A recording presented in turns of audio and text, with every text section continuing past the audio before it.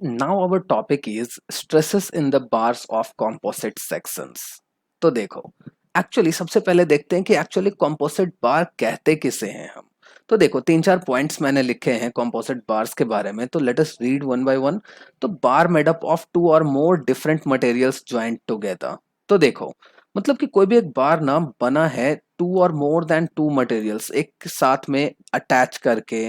Okay, देखो अभी क्या कह रहा है कि देखो, अभी फिगर भी मैंने ड्रॉ किया है अकॉर्डिंगली, जैसे इस फिगर में आप देख सकते हो।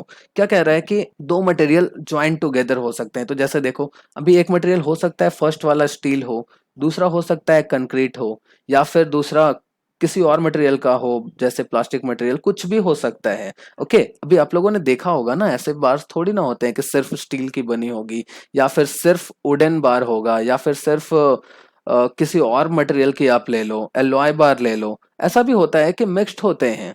तो क्या कह रहा है कि extension and contraction of the bars are equal.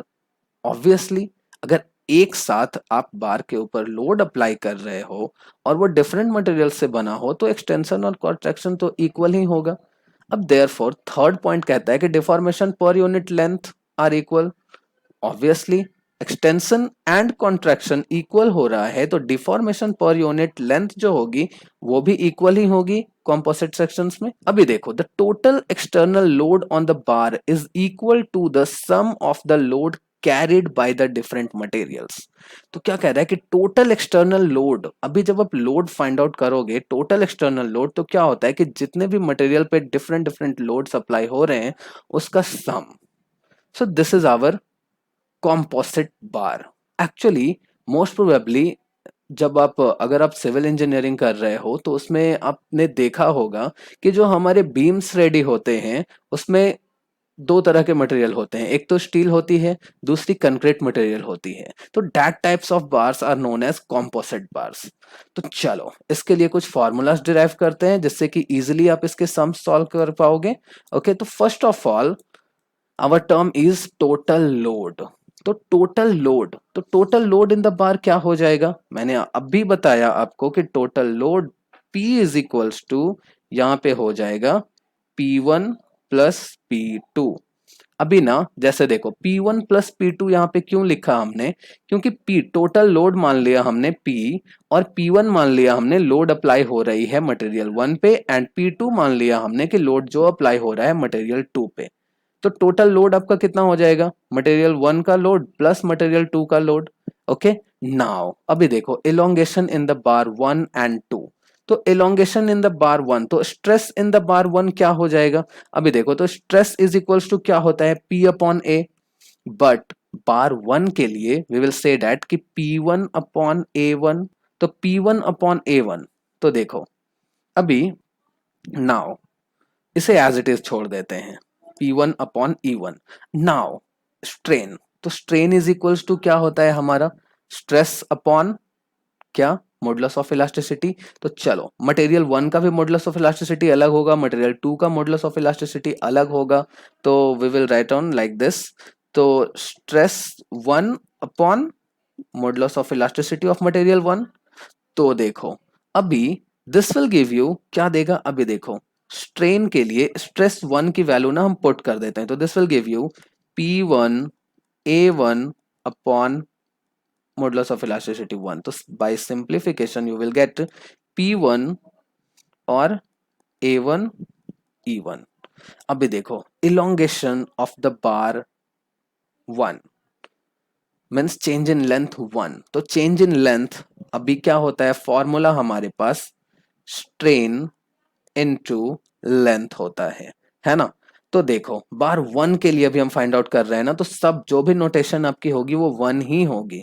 तो देखो अभी, but length of the bar दोनों सेम ही होता है मोस्ट प्रोबेबली, जब आप सम सॉल्व करने जाते हो कॉम्पोजिट सेक्शन की, तो length of the bar same होता है।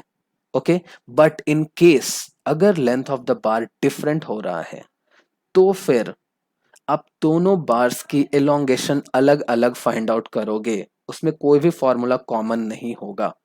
आई सजेस्ट यू कि दोनों की एलोंगेशन अलग अलग फाइंड आउट करोगे, उसमें कोई भी फॉर्मूला अलग अलग, मतलब सिमिलर नहीं होगा। ओके, तो चेंज इन लेंथ, अभी L1 और L2 हम नहीं लिखेंगे बिकॉज लेंथ दोनों का ही सेम होगा। तो दिस विल गिव यू, अभी देखो, अब तो अभी देखो एलोंगेशन ऑफ द बार 1 कितना हो जाएगा, स्ट्रेन, तो स्ट्रेन की वैल्यू क्या आई थी अपनी, P1 A1 E1, है ना।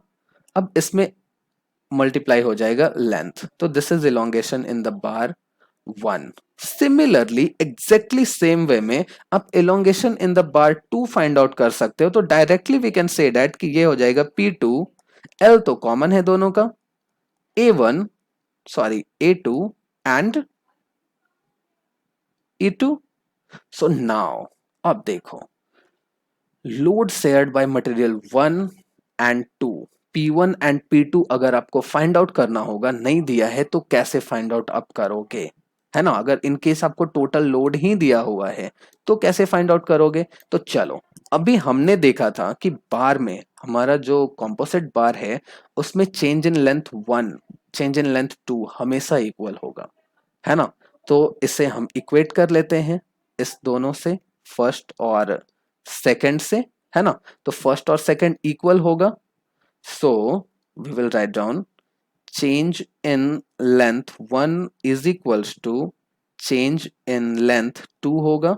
तो now this will give you how much, तो देखो this will give you P1L A1 E1 is equals to P2L A2 E2। अभी देखो दोनों में LHS में और RHS में L है अपना कॉमन, तो उसे हम ना कैंसिल कर लेते हैं। Okay, now you will be remaining with how much,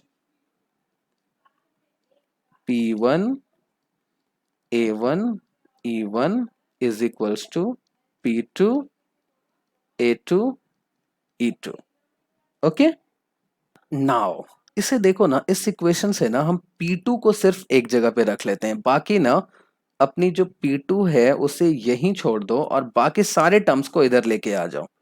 okay, तो दिस विल गिव यू कितना हो जाएगा, P1 A2 E2 इधर डिनोमिनेटर में है तो ऊपर आके A2 E2 न्यूमरेटर में हो जाएगा अपॉन A1 और E1।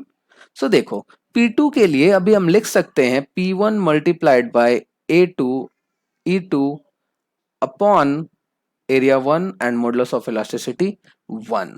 तो देखो अभी इसे ना थोड़ा अच्छे से लिख लेते हैं, this will give you P2 is equals to P1 और फिर area 2 modulus of elasticity 2 area 1 modulus of elasticity 1 हो गया।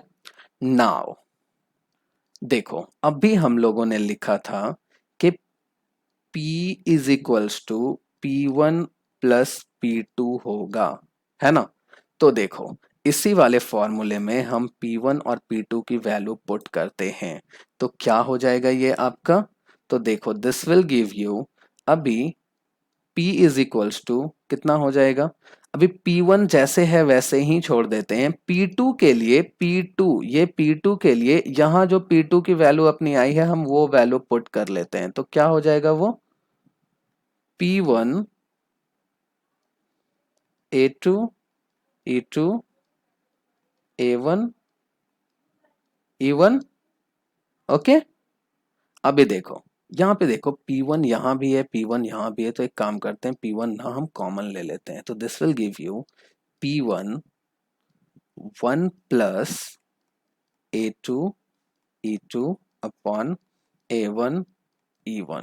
देखो मैं यहाँ पे A2 E2 A1 E1 बोल रहा हूँ सिंप्लीफिकेशन के लिए, आप लोग उसे समझ के रखोगे कि A is equals to area है, A is equals to modulus of elasticity है।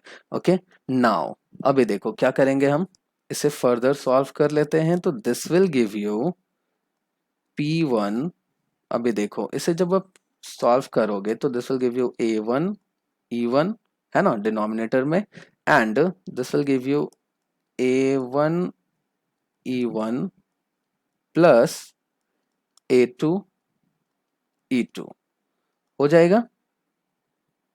तो नाउ देखो इससे हम क्या कह सकते हैं कि P इज इक्वल्स टू अपना आ रहा है P1 A1 E1 plus A2 E2 upon A1 E1। अभी देखो डायरेक्टली इससे हम P1 के लिए लिख सकते हैं ना।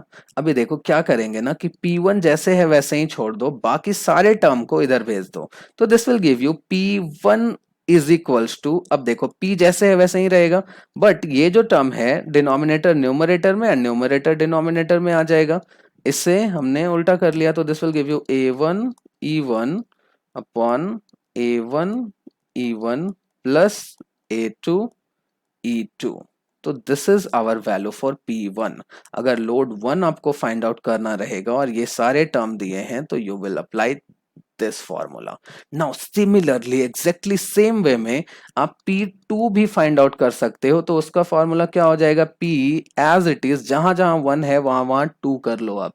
ओके देखो, so this will give you how much, A2 E2 upon कितना हो जाएगा, अब ये दोनों तो सेम ही रहने वाला है, A1 E1 plus A2 E2 exactly same. तो बाय दिस वे आप P1 मतलब load upon 1 and load upon 2 find out कर सकते हो। So now we will find out the stresses. अभी स्ट्रेसेस फाइंड आउट करने के लिए फॉर्मूला देखते हैं। तो देखो स्ट्रेसेस के लिए we will use this one. ऊपर में हमारी एक जो मिली थी हमें रिलेशन, वो क्या था, P1 A1 E1 is equals to P2 A2 E2 था ना। किसके लिए, चेंज इन लेंथ के लिए। इसी से हमने डिराइव किया था P1 और P2 की वैल्यू। तो नाउ अभी देखो इसे हम कह सकते हैं ना स्ट्रेस 1 अपॉन E1। देखो P1 अपॉन A1 को मैंने लिख दिया, P1 अपॉन A1 को स्ट्रेस 1 लिख दिया और E1 जैसे था वैसे ही रह गया। नाउ P2 अपॉन A2 को स्ट्रेस 2 लिख दो और this will give you modulus of elasticity 2। तो अब आप इसे कह सकते हो, क्या हो जाएगा ये देखो, so this will give you, इससे डिराइव कर लेते हैं। क्या करेंगे, अभी देखो अगर सिर्फ हमें 2 चाहिए, स्ट्रेस 2 चाहिए, तो वी विल मल्टीप्लाई। अभी देखो क्या हो जाएगा, स्ट्रेस 1 E2 अपॉन E1 है ना। नाउ अगर हमें स्ट्रेस 1 चाहिए तो this will give you stress 2 E1 upon E2। So this is our formula for stress 1 and 2। अगर स्ट्रेस 1 एंड 2 अगर आपको फाइंड आउट करनी रहे तो आप ये दोनों फॉर्मूलाज यूज कर सकते हो। तो अभी देखो फाइनली अभी अनदर थिंग जो हमें देखनी है वो है लोड। अभी जब टोटल लोड अगर फाइंड आउट आपको करनी रहेगी तो P इज इक्वल्स टू, हमने देखा था क्या था, P1 प्लस P2। अच्छा तो देखो ऊपर के ही एक रिलेशन को देखते हैं हम। तो क्या था अपने पास में, stress 1 is equals to P1 upon A1 था, stress 2 is equals to P2 upon A2 था। तो वी कैन से दैट कि P1 इज इक्वल्स टू, इसको यूज करते हैं तो P1 is equals to stress 1 upon area 1 और P2 is equals to stress 2 into area 2। तो देखो P1 की वैल्यू यहाँ पे ये पुट कर देते हैं एंड P2 की वैल्यू यहाँ पे हम ये पुट कर देते हैं। ओके तो now we can say that कि P is equals to how much, stress 1 area 1 plus stress 2 area 2। So this is our formula for the total load. ये सारे फॉर्मूलाज यूज करके आप stresses in the bars of composite sections find out कर सकते हो। देखो इसमें एक और टर्म दिया है, note the ratio E1 by E2 is known as modulus ratio denoted by M। तो M is equals to E1 upon E2। मतलब देखो अभी ये मॉडुलस रेशियो बोला जाता है इसे, E1 अपॉन E2 जो टर्म है हमारा उसे हम मॉडुलस रेशियो कह सकते हैं। तो कहीं भी अगर इन केस मॉडुलस रेशियो दिया है आपको सम में तो आप समझ जाओगे कि that is E1 upon E2। Okay so in the next video I will be solving some problems related to this topic only. Thank you so much.